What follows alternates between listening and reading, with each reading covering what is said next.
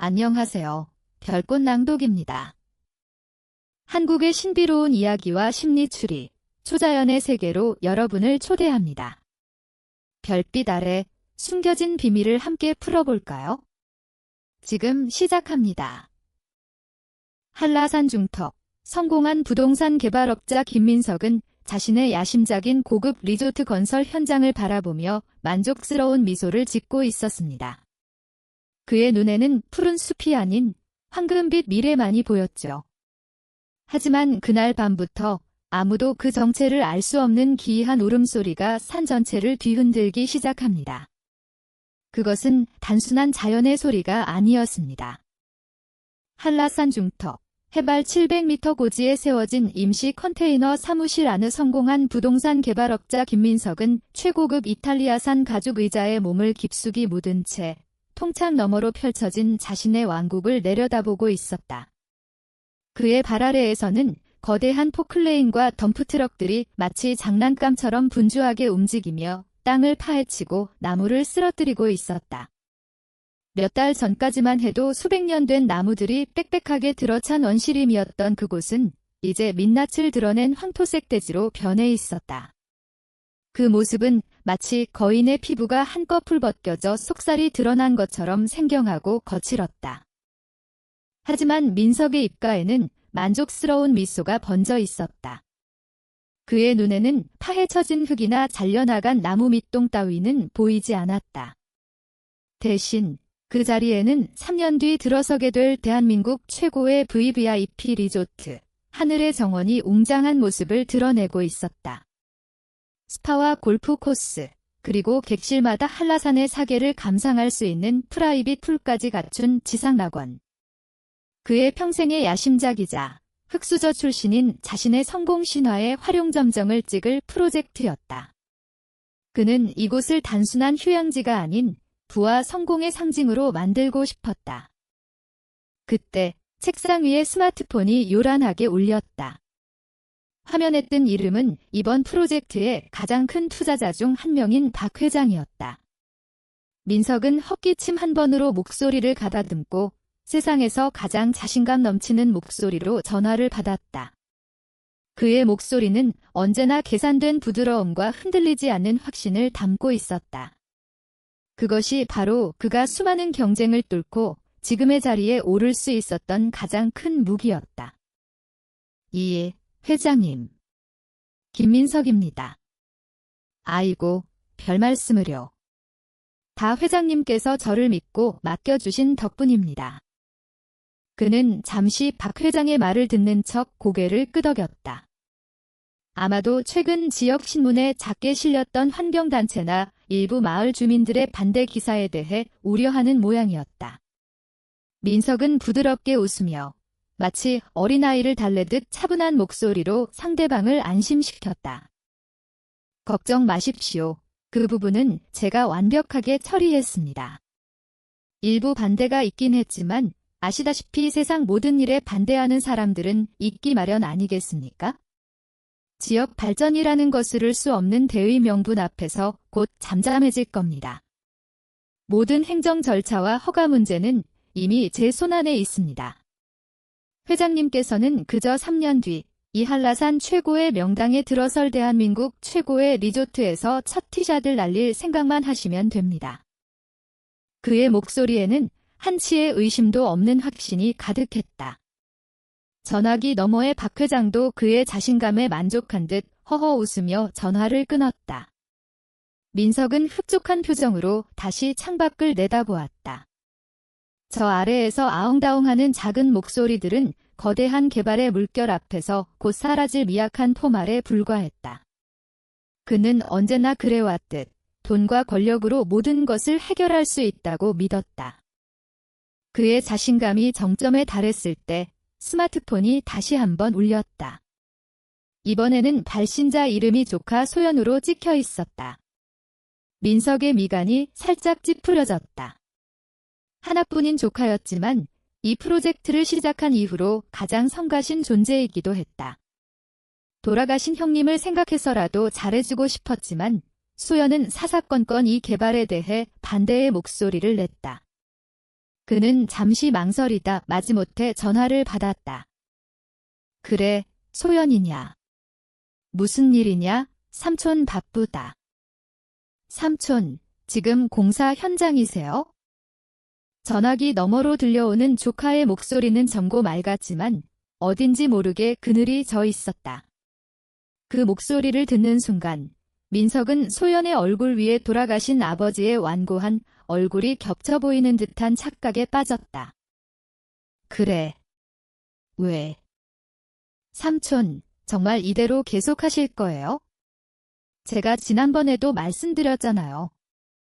할아버지가 살아계실 때 그 땅은 절대 건드리면 안 된다고, 우리 가문의 뿌리가 되는 곳이라고 몇 번이나 말씀하셨잖아요. 또 그 소리였다.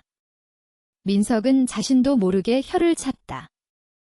돌아가신 아버지는 유독 그 땅에 대한 이상한 집착을 가지고 있었다. 그저 오래된 나무 몇 그루가 있는 평범한 임야일 뿐인데 마치 신성불가침의 영역처럼 여기셨다. 저 땅의 기운이 우리를 먹여 살리는 것이다라는 알 수 없는 말을 반복하시곤 했다. 소연아. 그건 아버지가 옛날 분이시라 그러셨던 거고. 세상이 변했잖니. 언제까지 낡은 생각에 갇혀 살 수는 없는 거야? 할아버지가 살아계셨어도 아마 지금의 내 선택을 이해해 주셨을 거다. 아니에요.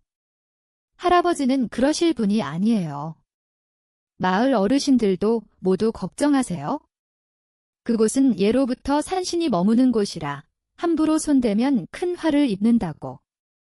제발, 삼촌. 한 번만이라도 그분들 말씀을 들어주세요. 됐다. 민석은 결국 참지 못하고 소리를 버럭 질렀다. 아버지에 대한 이야기가 나오자 마음 깊은 곳에 묻어두었던 무언가가 건드려진 듯 불쾌했다.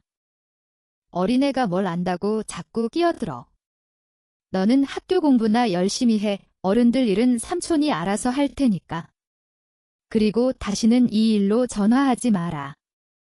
끊는다. 그는 소연의 말이 채 끝나기도 전에 일방적으로 전화를 끊어버렸다.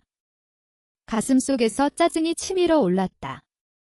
그는 창밖을 노려보며 중얼거렸다. 산신이라니 가소롭기 짝이 없군. 이 세상에 돈보다 강한 신은 없어. 아버지가 평생 그 낡은 믿음만 붙들고 사셨기에 우리가 그토록 가난하게 살았던 것 아니었나. 그는 자신의 성공이 바로 아버지의 낡은 가치관을 극복한 증거라고 굳게 믿고 있었다. 그날 밤 민석은 자신의 산장 침대에 누워 있었다. 낮 동안의 흥분과 약간의 스트레스 때문인지 좀처럼 잠이 오지 않았다. 그는 머리맡에 놓아두었던 리조트 설계도를 펼쳐 들었다. 복잡한 선과 숫자들이 그의 눈에는 아름다운 시처럼 보였다. 이 완벽한 설계를 현실로 만들어낼 생각을 하니 다시 가슴이 벅차올랐다. 그렇게 한참 동안 설계도에 빠져있던 그의 눈꺼풀이 서서히 무거워지기 시작했다. 주변은 칠흑 같은 어둠에 잠겨 있었고 오직 산 정상에서 불어오는 바람이 나뭇가지를 스치며 내는 사아하는 소리만이 들려올 뿐이었다. 평화롭고 고요한 밤이었다. 바로 그때였다. 어디선가 아주 희미한 소리가 들려왔다. 마치 멀리서 여인이 흐느끼는 듯한 애처롭고 서러운 소리. 민석은 무거운 눈꺼풀을 힘겹게 들어 올렸다. 잘못 들었나? 그는 귀를 기울였다. 바람소리가 잦아들자 그 소리는 더욱 선명해졌다. 이제는 단순한 흐느낌이 아니었다. 무언가에 억눌린 채 터져나오는 울음을 필사적으로 참고 있는 듯한 소리. 혹은 깊은 상처를 입은 짐승이 고통 속에서 내뱉는 마지막 절규 같기도 했다. 민석은 자신도 모르게 몸을 일으켰다. 소리는 창밖, 짙은 어둠이 깔린 숲속에서 들려오고 있었다. 그는 침대에서 내려와 창가로 다가갔다. 하지만 창밖은 온통 칠흑 같은 어둠뿐 아무것도 보이지 않았다. 그 순간 바람이 다시 거세게 불며 창문을 흔들었다. 쏴아 하는 바람소리가 그 기이한 울음소리를 집어삼켰다. 민석은 마른 침을 삼켰다. 뭐지? 분명히 들었는데. 그는 잠시 더 귀를 기울였지만 들려오는 것은 거친 바람소리뿐이었다.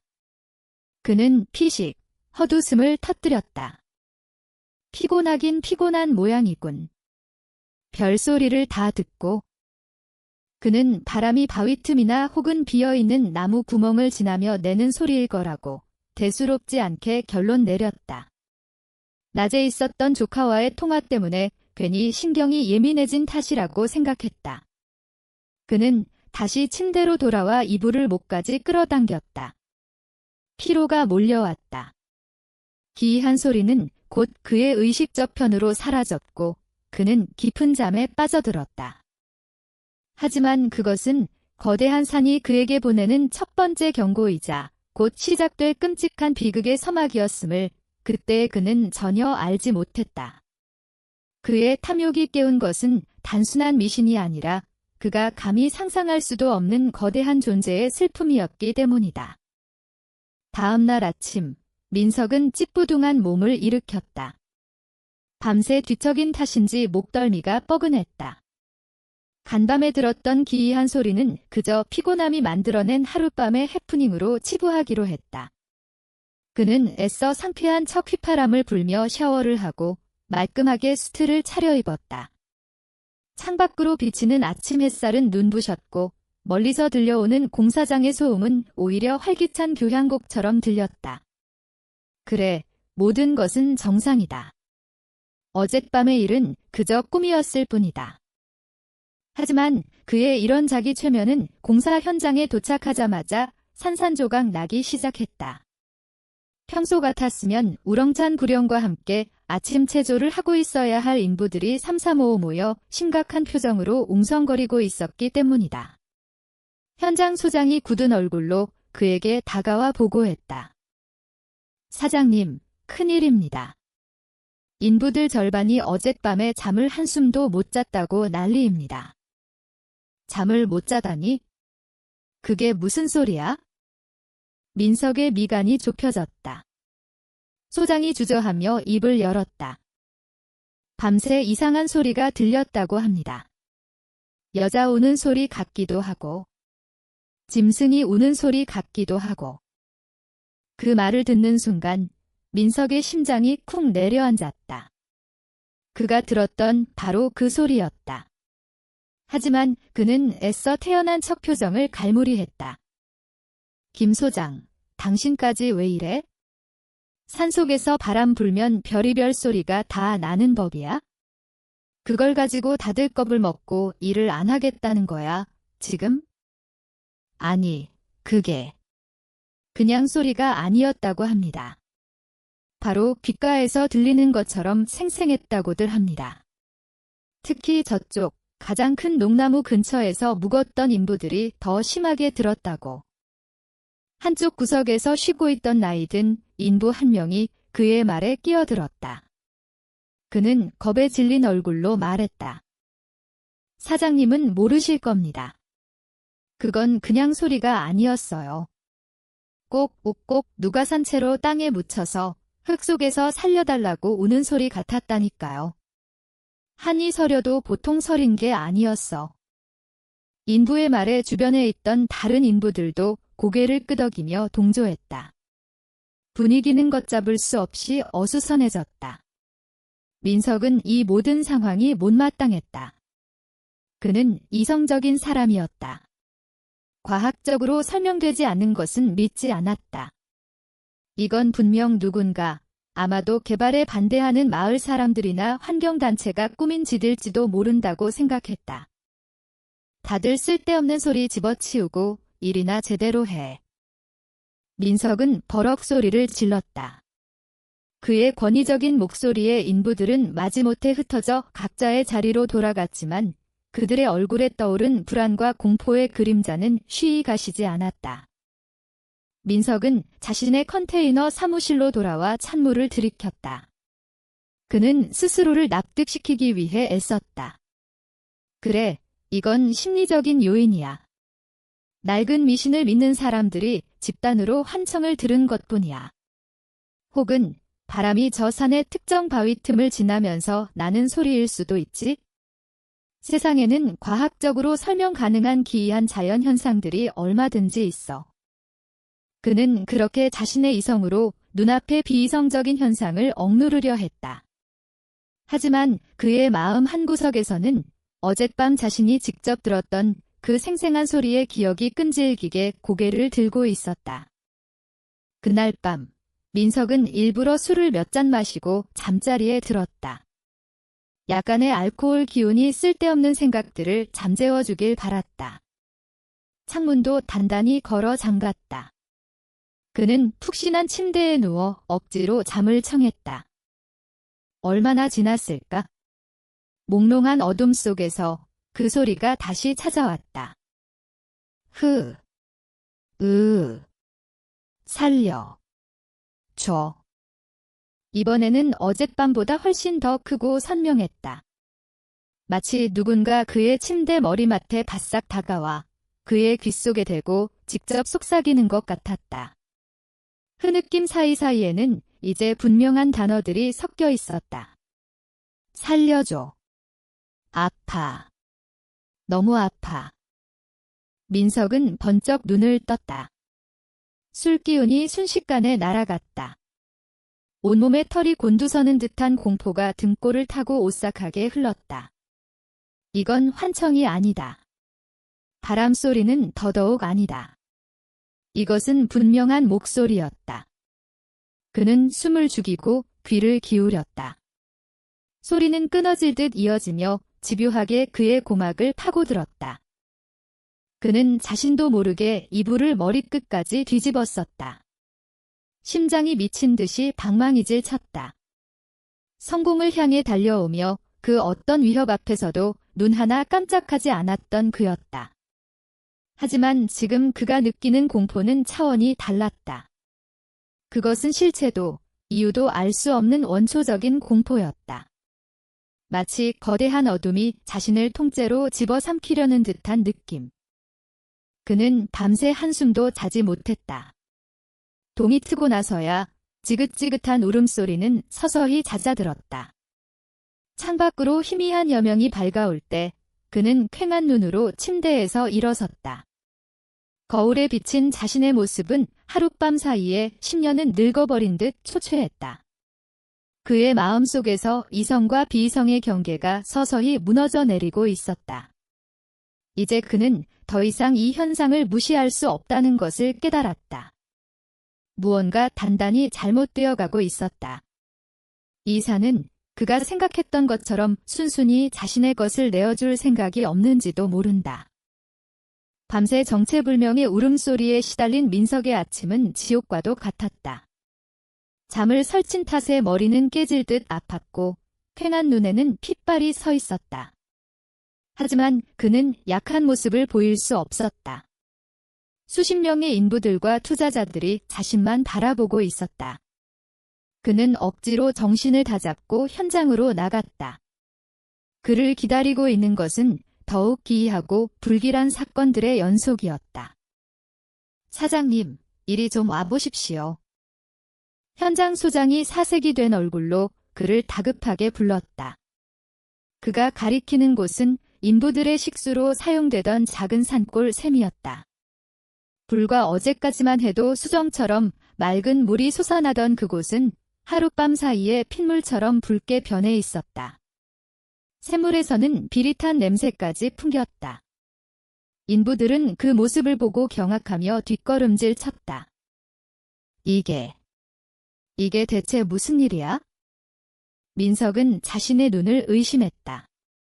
그는 당장 수질 검사를 지시했지만 마음속에서는 이미 과학으로 설명할 수 없는 일이 벌어지고 있다는 불길한 예감이 피어오르고 있었다. 그것은 시작에 불과했다. 잠시 후 우직근 하는 굉음과 함께 공사장 한쪽에 있던 거대한 소나무의 가장 굵은 가지 하나가 이유 없이 부러져 내렸다. 바람 한 점 없는 맑은 날이었기에 더욱 기이한 일이었다. 부러진 가지는 아슬아슬하게 인부 한 명의 머리 위를 스쳐 지나갔고 하마터면 큰 인명사고로 이어질 뻔했다. 겁에 질린 인부들은 더 이상 일을 못하겠다며 연장을 내려놓기 시작했다. 이 땅은 저주받았어. 더 있다가는 우리 목숨까지 위험해지겠다고.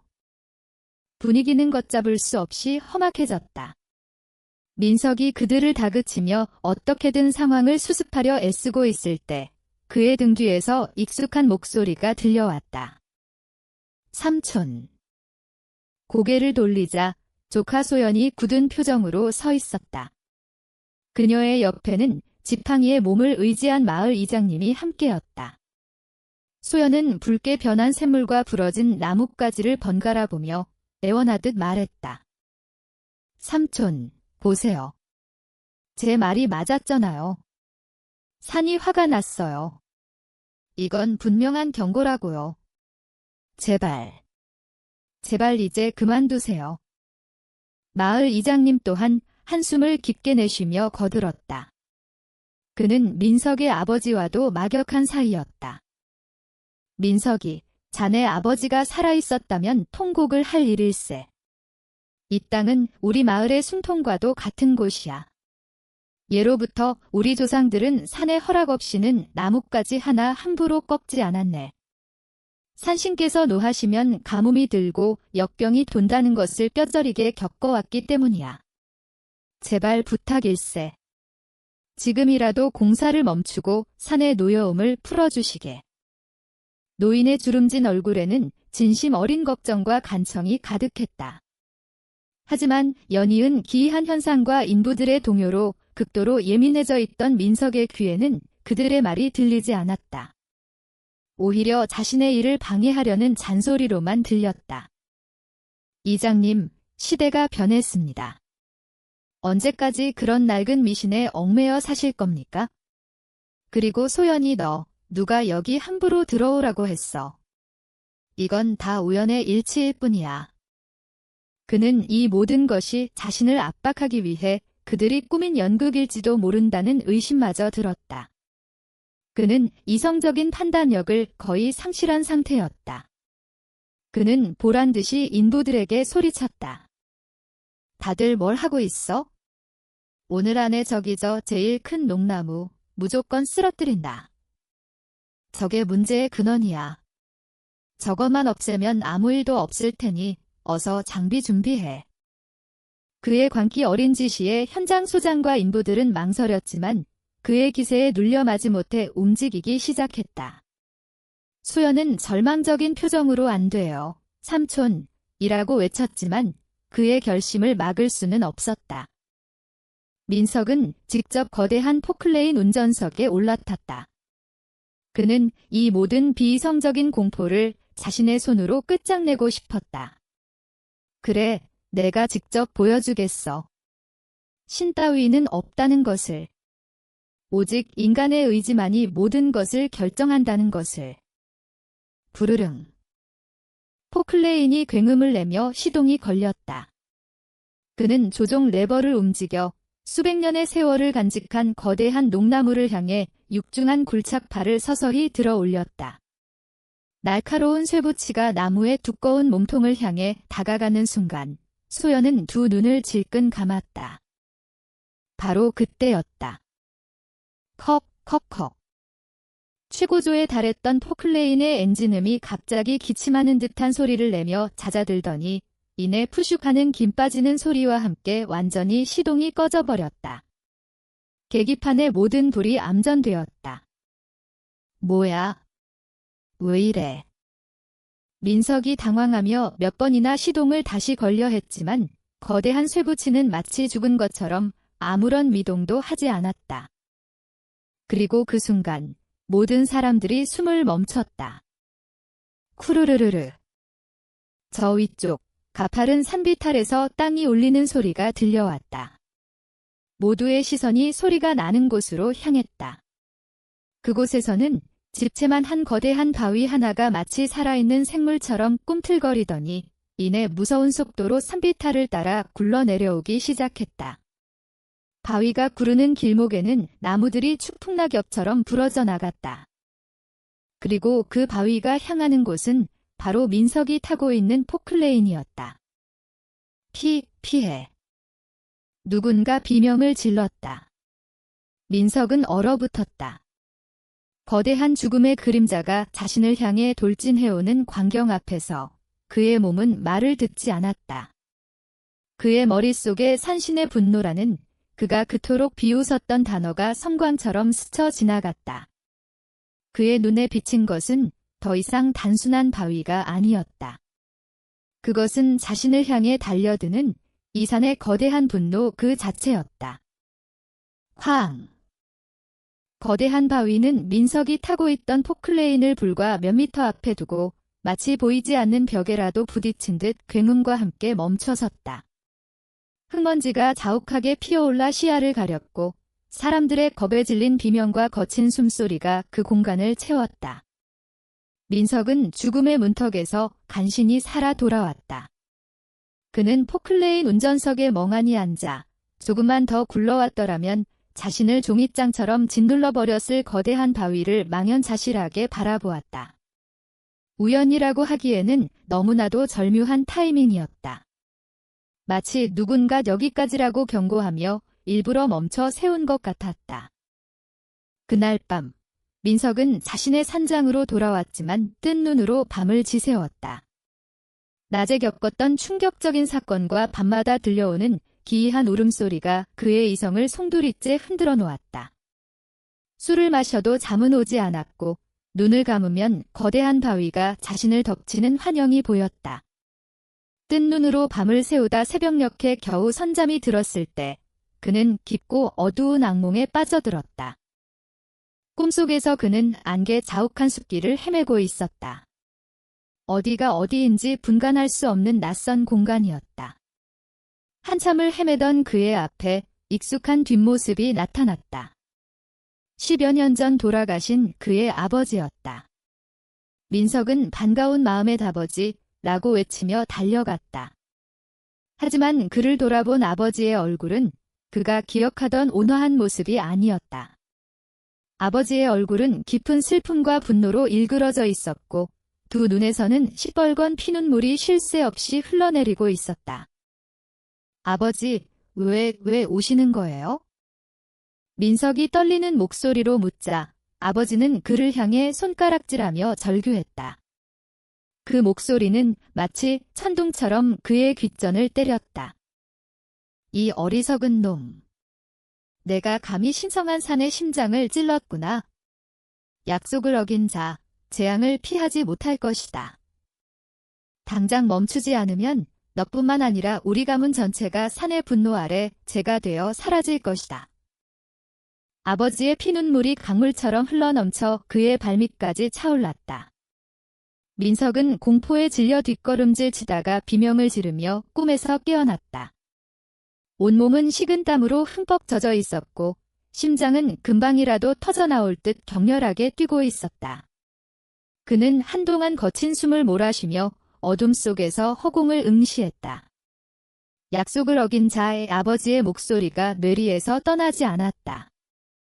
그 순간 그의 머릿속 깊은 곳, 오랫동안 잊고 지냈던 기억의 창고 문이 삐걱거리며 열렸다. 까까머리 중학생 시절의 어느 여름날이었다. 그는 동네 친구들과 어울려 산속을 뛰어다니다가 마을에서 가장 크고 오래된 녹나무에 밧줄을 매달고 올라가려 했다. 그때 밭일을 하다 그 모습을 본 아버지가 불호령을 내리며 달려왔다. 이놈. 당장 내려오지 못해. 아버지는 평소에는 화 한 번 제대로 내지 않던 분이었지만 그날만큼은 얼굴이 불그락푸르락 상기되어 있었다. 그는 아버지가 왜 그렇게 화를 내는지 이해할 수 없었다. 그저 낡고 큰 나무일 뿐인데. 아버지는 그의 종아리에서 피가 맺히도록 호되게 회초리를 때렸다. 그리고 그를 나무 앞에 무릎 꿇리며 엄하게 말했다. 똑똑히 들어라. 이 나무는 그냥 나무가 아니다. 우리 마을과 우리 집안을 지켜주는 산신령님과도 같은 분이다. 우리 가문이 이 척박한 땅에서 굶지 않고 먹고 살 수 있었던 것도 다 저 나무의 기운 덕분이란 말이다. 다시 한번 저 나무에 함부로 손을 대면 그땐 정말로 내 다리를 부러뜨릴 것이다. 그날 이후로 그는 그 나무 근처에는 얼씬도 하지 않았다. 하지만 철이 들면서 그것은 그저 아버지의 낡은 미신이라고, 시대에 뒤떨어진 생각이라고 치부해버렸다. 그리고 이제 와서 그는 바로 그 나무를, 아버지의 산신령님을 베어버리려 했던 것이다. 흐릿했던 과거의 기억이 선명하게 떠오르자 민석은 걷잡을 수 없는 혼란에 휩싸였다. 자신이 그토록 비웃었던 미신과 아버지의 경고가 지금 눈앞에서 끔찍한 현실이 되어 나타나고 있었다. 그의 이성과 합리주의는 이제 설 자리를 잃어가고 있었다.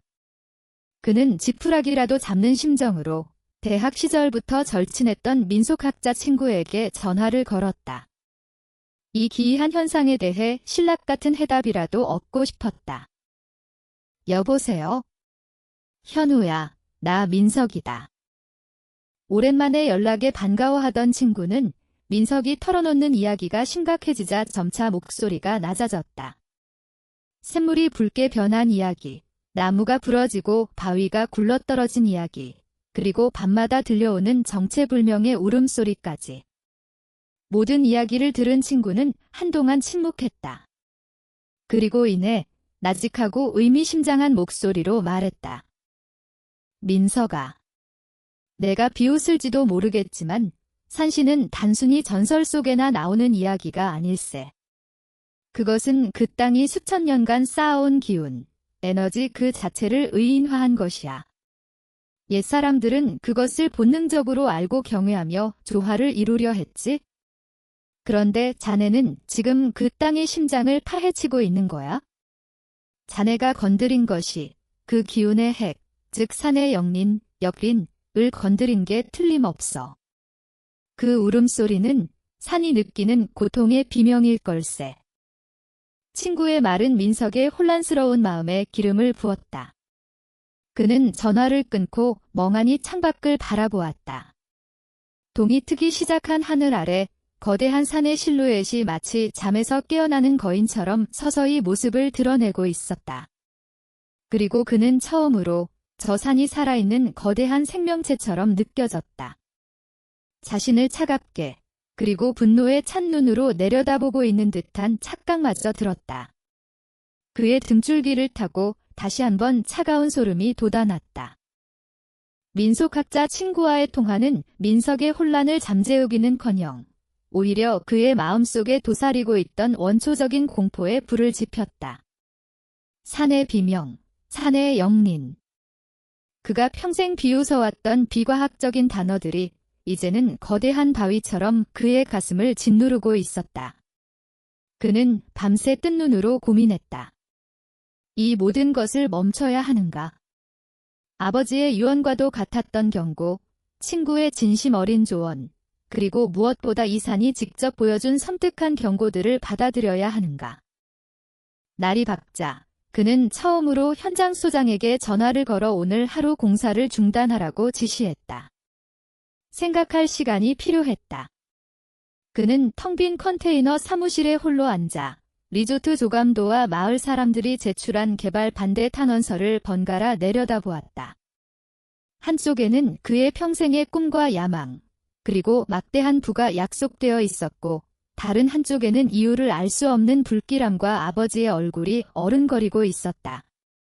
그의 내면에서 이성과 본능, 욕망과 공포가 치열하게 싸우고 있었다.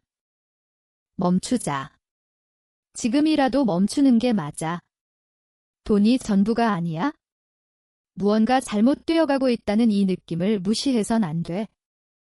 그가 처음으로 이성적인 패배를 인정하려던 바로 그 순간 그의 스마트폰이 불길처럼 울려댔다. 이번 프로젝트에 그의 전 재산과 다름없는 돈을 투자한 박 회장이었다. 박 회장의 목소리는 평소의 부드러움과 달리 얼음장처럼 차갑고 날카로웠다. 김 사장, 지금 어떻게 된 겁니까? 공사가 전면 중단됐다는 소문이 내 귀에까지 들어왔는데 사실입니까? 아, 그게. 회장님, 잠시 점검할 부분이 있어서. 민석이 변명을 늘어놓으려 했지만 박 회장은 그의 말을 가차없이 끊었다. 점검. 김 사장, 우리 사이에 그런 말장난은 통하지 않는다는 거 잘 알 텐데요. 지금 우리 컨소시엄에 얼마나 큰 돈이 묶여 있는지 잊었습니까? 하루 이자만 해도 얼마인 줄 알아? 당신 지금 그깟 총구석 늙은이들 몇 명 등살에 밀려서 이 거대한 프로젝트를 엎어버릴 생각이야? 아닙니다. 절대 그럴 리가요. 그럼 증명해 보이시오. 당장 공사를 재개하고 가장 큰 걸림돌이라는 그 낡아빠진 나무부터 처리해. 만약 이 프로젝트에 차질이 생긴다면 김 사장 당신은 투자금의 3배를 위약금으로 물게 될 뿐만 아니라 이 업계에서 2번 다시 발도 못 붙이게 될 줄 아시오. 협박과도 같은 말이 끝나고 전화는 일방적으로 끊겼다. 민석은 차갑게 식어버린 스마트폰을 든 채 허탈하게 웃었다. 그래, 이게 현실이었다. 산신의 분노. 아버지의 약속. 그런 감상적인 이야기들은 수백억의 위약금과 사회적 파멸이라는 냉혹한 현실 앞에서 한낱먼지에 불과했다. 그는 이제 멈추고 싶어도 멈출 수가 없었다. 이미 너무 멀리 와버린 것이다. 엎친 데 덮친 격으로 이번에는 그의 아내에게서 전화가 걸려왔다. 그녀는 울먹이는 목소리로 유학 간 딸의 학비와 생활비가 몇 달째 밀려 학교에서 경고가 들어왔다고 했다. 민석은 아무 말도 할 수 없었다. 이번 프로젝트에 모든 것을 쏟아부은 탓에 당장 그의 수중에는 남은 돈이 거의 없었다. 가족의 생계, 투자자들의 압박, 그리고 자신의 남은 인생까지. 모든 것이 그의 어깨를 짓눌렀다. 그는 서서히 분노에 휩싸이기 시작했다. 이 모든 문제의 원인이 결국 자신을 방해하는 저산과 마을 사람들 때문이라는 뒤틀린 생각이 그의 머리를 지배하기 시작했다. 그래. 내가 왜 이런 미신 따위에 겁을 먹고 있었던 거지? 이건 다 나를 방해하려는 놈들의 수작이야. 조카 소연이와 마을 늙은이들이 꾸며낸 짓이라고. 그들이 나를 심리적으로 압박해서 이 프로젝트를 포기하게 만들려는 거야? 한번 그렇게 생각하기 시작하자 모든 의심은 확신으로 변했다. 밤마다 들려오는 울음소리도, 붉게 변한 샘물도, 심지어 굴러떨어진 바위까지도 교묘하게 계획된 인위적인 사건처럼 느껴졌다. 그의 이성은 공포를 이기기 위해 가장 믿고 싶은 방향으로 비뚤어지기 시작한 것이다. 그는 자리에서 벌떡 일어났다. 그의 눈에는 이제 더 이상 두려움이나 망설임이 없었다. 대신 벼랑 끝에 몰린 짐승처럼 도끼 어린 광기가 서려 있었다. 그는 모든 불안감을 억누르고 마지막 결단을 내렸다. 그는 현장 소장에게 전화를 걸어 단호하게 명령했다. 김 소장, 내일 아침 동이 트자마자 인부들 전원 집합시켜. 그리고 무슨 수를 써서라도 가장 성능 좋은 전기톱과 중장비를 총동원해서 저기 저 제일 큰 녹나무부터 베어버릴 거야. 네. 사장님. 하지만 토 달지 마. 이건 명령이야. 이 모든 미신과 방해의 근원을 내일 아침 내 손으로 직접 없애버리겠어. 내일 아침까지 모든 준비를 끝내놓도록. 그의 결심이 굳건한 목소리를 타고 전화기 너머로 전달되었다. 그리고 그가 전화를 끊는 바로 그 순간. 산 전체가, 아니 세상 전체가 울리는 듯한 이제껏 들어본 적 없는 가장 크고 처절한 절규가 터져나왔다. 그것은 더 이상 슬픈 흐느낌이 아니었다. 심장이 찢어지는 듯한 고통과 배신감에 찬 누군가의 마지막 단말마의 비명이었다. 산장의 유리창이 그 소리의 파동에 부르르 떨렸고 민석은 귀를 감싸쥐며 주저앉았다. 하지만 그의 눈은 여전히 광기로 번뜩이고 있었다. 그는 비명을 지르는 산을 향해 이를 악물고 외쳤다. 그래, 어디 한번 해보자. 너와 나, 둘 중 하나가 끝장을 볼 때까지. 멈출 수 없는 인간의 욕망과 터져버린 자연의 분노가 정면으로 충돌하는 순간이었다. 이제 더 이상 돌이킬 수 없는 파국이 바로 코앞까지 다가오고 있었다. 성공을 향한 한 남자의 멈출 수 없는 욕망은 결국 산의 분노에 정면으로 맞서게 되었습니다. 그의 결단은 과연 황금빛 미래를 가져올까요? 아니면 돌이킬 수 없는 재앙을 불러올까요? 한라산이 보내는 이 섬뜩한 울음소리는 대체 무엇을 경고하고 있는 걸까요? 다음 이야기에서 그 비밀이 밝혀집니다. 별꽃 낭독과 함께한 시간 즐거우셨나요? 다음 이야기에서 더 깊은 비밀을 풀어봅시다. 구독과 좋아요 잊지 말아주세요. 별빛 아래서 다시 만나요.